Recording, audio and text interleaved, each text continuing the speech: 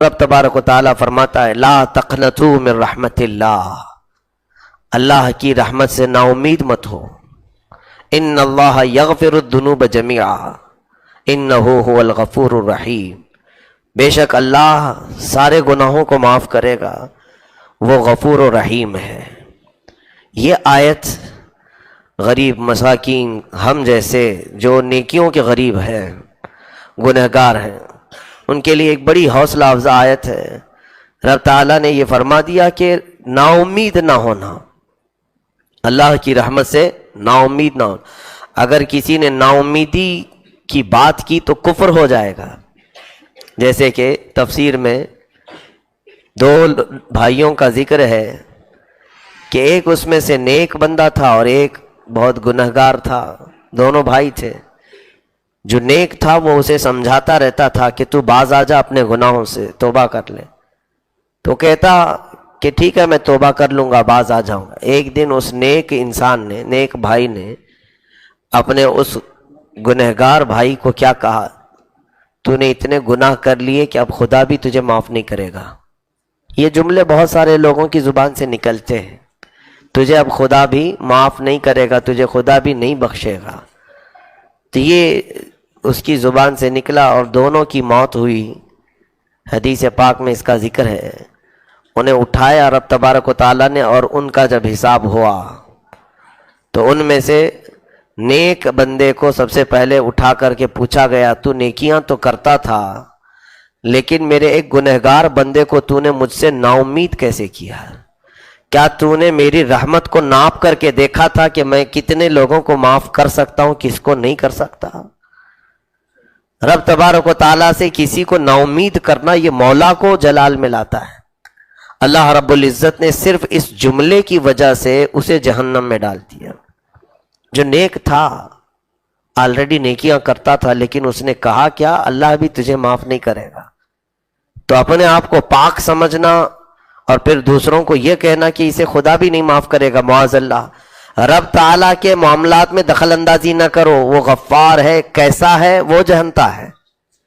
وہ غفور ہے، کیسا ہے وہ جانتا ہے. ہم میں سے کسی کی یہ طاقت نہیں کہ ناپ کر کے دیکھیں اتنوں کو معاف کرے گا اتنوں کو نہیں معاف کرے گا. یہ کیسی ہے؟ اسی طرح سے پھر اس گنہگار کو اٹھایا، اس سے پوچھا گیا کہ تو کیوں باز نہیں آتا تھا گناہوں سے؟ تو کہا مولا میں روزانہ توبہ کرنے کی سوچتا، میں نفس کی شرارتوں میں ملوث ہو گیا، شیطان کے بہکاوے سے گناہ میں چلا جاتا. پھر مولا ایک بات کا یہ خیال آتا تھا کہ میں بڑا کمزور جسم کا مالک ہوں اور تیرے عذاب تو بہت بڑے بڑے بھیانک ہیں، بڑے بڑے عذابات. مجھے ایسا لگتا تھا مولا کہ میرے کمزور جسم کو تو بڑے بڑے عذابات نہیں دے گا، کہ میں اٹھا ہی نہیں سکوں گا، سہ ہی نہیں سکوں گا. رب تبارک و تعالیٰ اس کی اس جملے سے خوشی فرمایا، یعنی پسند فرمایا، اور حکم ہوا کہ اس کو میری رحمت پر یقین رکھنے کی بنیاد پر جنت میں بھیج دیا جائے. معاف کر دیا گیا. عزیزان گرامی، رب تبارک و تعالیٰ نے قرآن میں جو فرمایا لا تقنطوا من رحمت اللہ، کسی بھی بندے کو کسی بھی عمر میں نا امیدی کرنا ہی نہیں چاہیے، مایوسی نہیں. جیسے بعض لوگوں کا ایک خیال ہے ہم تو بہت گناہ کر چکے، آپ صحیح کہتے ہیں مسجد میں آ جاؤ توبہ کر لو، لیکن اتنا کر چکے ہیں مولانا کہ کیا بتائیں، ہم کو نہیں لگتا ہے کہ اب ہم پاک ہو جائیں گے. رسول کریم صلی اللہ تعالیٰ علیہ وسلم کی بارگاہ میں ایک بندہ ایسی بھی آیا تھا، اس نے کہا میرے گناہ بہت بڑے ہیں، بہت زیادہ ہیں. رب تبارک و تعالیٰ کی طرف سے یہ حضور اکرم صلی اللہ علیہ وسلم کو وحی آئی، پوچھیں اس کو کہ اس کے گناہ سمندر کے برابر ہیں، سمندر کی طرح ہیں؟ تو اس نے کہا نہیں، اس سے بھی زیادہ ہیں. حضور پاک صلی اللہ علیہ وسلم نے اس سے پوچھا کیا تیرے گناہ پوری دنیا کے جتنے درخت ہیں وہ اتنے ہیں، ان کے پتوں کے برابر ہیں؟ اس نے کہا نہیں، اس سے زیادہ ہیں. کہا اس سے پوچھا کیا تیرے گناہ زمین و آسمان کے بیچ کی خلا جتنی ہے اتنے ہیں؟ کہا ہو سکتا ہے اس سے بھی زیادہ ہو. تب رب تبارک و تعالیٰ نے فرمایا اے محبوب اس سے پوچھے کیا اس کے گناہ میری رحمت سے بھی زیادہ ہیں؟ تو وہ بندہ کہنے لگا میں نے رب کی رحمت کو ناپا نہیں، یقیناً اس کی رحمت پوری کائنات کو گھیرے ہوئے ہے، میرے گناہ اس سے زیادہ نہیں ہوں گے، تب اس کے لیے حکم آیا کہ مولا اپنی رحمت میں ہر گنہگار کو چھپا لے گا۔ رحمت خداوندی، اللہ کی رحمت کتنی ہے، وسعت رحمتی کل شیء، اللہ تو فرماتا ہے قرآن پاک میں ہر چیز کو میری رحمت نے گھیر لیا ہے۔ اگر اللہ کی رحمت نہ ہوتی تو کوئی ماں اپنے بچے سے محبت نہ کر رہی ہوتی۔ ماں جو اپنے بیٹے سے پیار کرتی ہے، محبت کرتی ہے، اس کے دل میں جو رحم کا مادہ ڈالا ہے، یہ اللہ کی رحمت ہے، رب تبارک و تعالیٰ کی رحمت کا حصہ ہے۔ ہم آپس میں ایک دوسرے سے بغیر جھگڑے ہوئے جو صحیح سلامت محبت کے ساتھ رہتے ہیں، اس میں اللہ تعالیٰ کی رحمت ہے۔ اور اسی طرح سے ہمارے لیے رحمت کے اگر حصے میں آپ کو گناؤں، اللہ تعالیٰ کی رحمت کا ایک حصہ ہے کہ ہم پر آسمان کو معلق رکھا ہے، گرنے نہیں دیتا۔ کہیں آسمان کا کوئی پلر دیکھا آپ نے، ستون دیکھا ہے؟ بغیر ستون کے اس آسمان کو قائم رکھا ہے، کسی کے سر پر گرنے نہیں دیتا، یہ اس کی رحمت کا حصہ ہے۔ زمین کو اس نے پانی پر بچھا رکھا ہے لیکن کبھی ڈولتی نہیں ہے، ہمارے لیے مضبوط ہے، جہاں چل رہے ہیں قرار ہے اس کے اندر، یہ اللہ کی رحمت کا حصہ ہے۔ فرمایا گیا کہ اگر آسمان سے بارش کو چھوڑ دیا جائے، دروازے کھول کر، پوری دنیا بہہ جائے گی۔ پھر ہوتا کیا ہے؟ فرمایا کہ ایک ایک بوند کو ایک ایک فرشتہ نیچے لا کر رکھ کے جاتا ہے جب بھی بارش ہوتی، تاکہ بندوں پر ہلاکت نہ آ جائے۔ اگر وہاں سے برسا دیا جائے پریشر سے، سب بہہ جائیں گے۔ میرے عزیزو، یہ رحمت کے حصے ہیں اللہ رب العزت کے جو دنیا میں ہم دیکھ رہے ہیں۔ اس کے علاوہ ہمیں وقت پر بھوک کا احساس ہونا، کیا تمہارے کنٹرول میں ہے یہ؟ جب چاہو تمہیں بھوک لگ جائے، یہ قدرت خداوندی کا نظام ہے آپ کے اندر۔ کئی تو ایسے ہیں جن کو بھوک لگتی ہی نہیں، وہ بیماری الگ ہے۔ یعنی ہم کو وقت پر بھوک لگنا، ہمارے آرام کے وقت نیند کا آنا، یہ اللہ کی رحمتوں میں سے ہے۔ یہ تمام چیزیں اس کی رحمت ہے ہم پر، اور نعمتیں ہیں اس کی۔ اب اس کے علاوہ سنیے، روایت میں موجود ہے، اللہ رب العزت نے فرمایا کہ اللہ کی رحمت کے 100 حصے ہیں۔ اگر اللہ کی رحمت کے 100 حصے، دنیا میں جو کچھ بھی تم رحمتیں دیکھ رہے ہو اللہ کی، یہ ان 100 میں سے صرف ایک حصہ اللہ نے ظاہر کیا ہے، اور باقی 99 حصے قیامت کے دن کے لیے رکھا ہے۔ رب رحیم ہے، اسی لیے سورہ غافر کی شروعات ہی ہوتی ہے غافر الذنب وقابل التوب، وہ گناہوں کو بخشنے والا ہے اور توبہ کو قبول کرنے والا ہے۔ ہاں، اللہ رب العزت نے اپنی رحمت کے بے شمار ہمیں حصے یہاں پر دنیا میں عطا کیے ہیں۔ اب یہاں سے بعض وہ چیزیں بھی میں عرض کروں کہ اللہ تبارک و تعالیٰ کی رحمت کو بندوں نے محسوس نہیں کیا، جبکہ کائنات میں اللہ تعالیٰ نے گنہگاروں کو معاف کرنے کے اتنی مثالیں ہمیں بیان فرمائی، قرآن پاک میں بھی، احادیث رسول میں بھی، کیسے کیسے بڑے سرکش تھے، گنہگار تھے، اسیاں شیار تھے، کبھی کبھار تو معاف کر کے اتنے اوج پر پہنچایا کہ انہیں اپنی ولایت کا مقام عطا کیا۔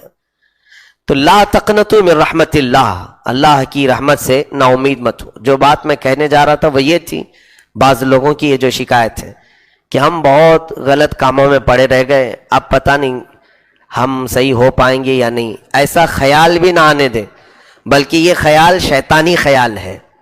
شیطان تمہارے دماغ میں یہ ڈالتا ہے کہ تم اب بہت گناہ کر چکے ہو، کائے کو توبہ کرو گے، چھوڑو جیسے ہیں ویسے ہی رہنے دو۔ اور کبھی کبھار کیا ہوتا ہے، توبہ کر کے بندہ صحیح ہونے لگتا ہے تو اس کو کچھ زیادہ مشکلات اور پریشانی آنے لگتی ہیں۔ جب آوارہ تھا تو کوئی کچھ بولتا نہیں تھا، جب سدھر گیا تو تانے بہت دیتے ہیں، اچھا ہو گیا تو اسے ٹوکا بہت جاتا ہے، تو ایسا ہے ویسا ہے۔ تو ابلیس لعین اس کے دماغ میں خیال لاتا ہے، ارے وہی زندگی اچھی تھی، پہلے کی زندگی، اس میں تو خوش تھا، کوئی کچھ بولتا ہی نہیں تھا، یہ کیا ہے کہ اچھا ہونے کی کوشش کر رہا ہوں تو ہر کوئی ٹوک رہا ہے۔ میرے عزیزو، اب تمہاری یہاں پر ایمان اور تمہارے استقامت کا امتحان شروع ہوتا ہے، تمہارے ایمان کا یہاں سے امتحان شروع ہوتا ہے۔ جب تم اپنے آپ کو تبدیل کرتے ہو تو ایسے خیالات اگر آنے لگیں کہ پہلے والی زندگی اچھی تھی، تو فوراً اعوذ باللہ من الشیطان الرجیم پڑھیں کہ یہ شیطان کی طرف سے خیال آ رہا ہے، ورنہ رب تبارک و تعالیٰ تمہیں اپنے قریب بلانا چاہ رہا ہے، اس کی رحمتیں تمہارے انتظار میں ہیں۔ آپ اندازہ کریں اللہ رب العزت نے ہم پر جو رحم فرمایا، کس حد تک رحم فرمایا جانتے ہیں؟ پچھلی امتوں کے لیے ایسا تھا کہ وہ مرنے سے کئی سال پہلے توبہ کر لیں تو ٹھیک ہے، نہیں تو ان کو عذاب میں گرفتار کر لیا جاتا۔ یہ میرے آقا صلی اللہ تعالیٰ علیہ وسلم نے مہلت مانگی رب تعالیٰ کی بارگاہ، مولا میری امت کو توبہ کے لیے مہلت عطا فرما۔ تو ایک روایت میں ملتا ہے کہ اللہ رب العزت نے فرمایا اے حبیب، آپ کی امت موت سے 1 سال پہلے اگر توبہ کر لے تو میں ان کی گناہ معاف کر دوں گا۔ موت سے 1 سال پہلے ہے۔ رسول کریم صلی اللہ علیہ وسلم نے عرض کیا مولا موت کب آئے گی کسی کو اس کا اندازہ نہیں، 1 سال پہلے تک میری امت غفلت کی اگر شکار رہی تو اس میں اور تخفیف فرما دے۔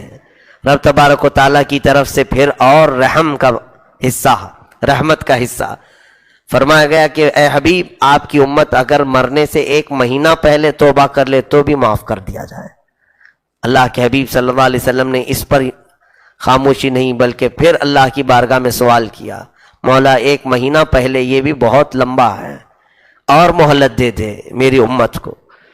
رب تبارک و تعالیٰ کی طرف سے تیسری مہلت یہ ملی کہ موت سے 1 دن پہلے توبہ کر لے، موت سے 1 دن پہلے توبہ کر لے۔ پھر میرے آقا صلی اللہ علیہ وسلم روتے رہے مولا 1 دن پہلے بھی کسی کو خبر نہیں، یہاں تک کہ رب تعالیٰ نے ہم پر اتنی رحمت فرمائی اور آخر میں ارشاد ہوا اے حبیب موت کے فرشتے نظر آنے سے پہلے پہلے توبہ کر لے تو بھی معاف کر دوں گا۔ اس وقت تک ہمیں مہلت دے دی گئی، موت کے فرشتے تمہیں نظر آ رہے ہوں اس سے پہلے پہلے اگر تم نے اپنے پچھلے گناہوں سے توبہ کر لیا تو تمہیں پچھلے تمام گناہوں سے اللہ بری فرما دے گا، آزاد کر دے گا۔ عزیزان گرامی، پہلے خود بھی نا امید نہ ہو اور دوسروں کو بھی نا امید نہ کریں مولا کی رحمت سے۔ رب تبارک و تعالیٰ کی امید دلائیں بندوں کو۔ اللہ کے حبیب صلی اللہ تعالیٰ علیہ وسلم یہی تو فرماتے کہ تم میں سے چاہے جس کے گناہ جیسے بھی ہوں وہ آئے بارگاہ رب العزت میں۔ قرآن میں کئی جگہ مولا فرماتا ہے شرک اور کفر کو چھوڑ کر اس کے علاوہ جو بھی گناہ ہوگا مولا اسے بخش دے گا، معاف کرے گا۔ صلح کرو، رب تبارک و تعالیٰ کی بارگاہ میں آؤ اور اسے منا لو اس سے پہلے کہ تم پر اللہ کا عذاب آ جائے۔ وَأَنِيبُوا إِلَىٰ رَبِّكُمْ وَأَسْلِمُوا لَهُ مِن قَبْلِ أَن يَأْتِيَكُمُ الْعَذَابُ ثُمَّ لَا تُنصَرُونَ۔ اللہ فرما رہا ہے عذاب آنے سے پہلے، گرفتار ہونے سے پہلے پہلے تم واپس آ جاؤ، پکڑے جانے سے پہلے۔ پھر آگے اگر پکڑے گئے عذاب آ گیا تو آیت کا آخری حصہ یہ ثُمَّ لَا تُنصَرُونَ، تمہاری پھر کوئی مدد نہیں کی جائے گی، کوئی مدد نہیں کی جائے گی۔ سوچو اللہ جب فرما رہا ہے مدد نہیں کی جائے گی تو اس کے بعد ہے کون جو مدد کرے گا؟ کوئی اس کی ذات کے بعد مدد کرے گا؟ تو اس چیز کا خیال رکھیں کہ ہمیں پتہ نہیں ہے کہ ہماری زندگی کی کون سی رات آخری ہے۔ ہر رات ہمیں توبہ سے رات گزارنی چاہیے۔ صبح اٹھو تو توبہ کر کے اٹھو، اور اپنے زندگی کے شب و روز میں ایسی جگہوں پر جانے سے بچو جہاں تمہاری موت آئے تو سیدھا جہنم میں لے جانے کا سبب نہ بن جائے۔ ایسی جگہوں پر اپنا وقت نہ بتاؤ کہ وہاں پر تمہاری موت آئے تو پھر تمہیں عذاب کے ساتھ اٹھایا جائے۔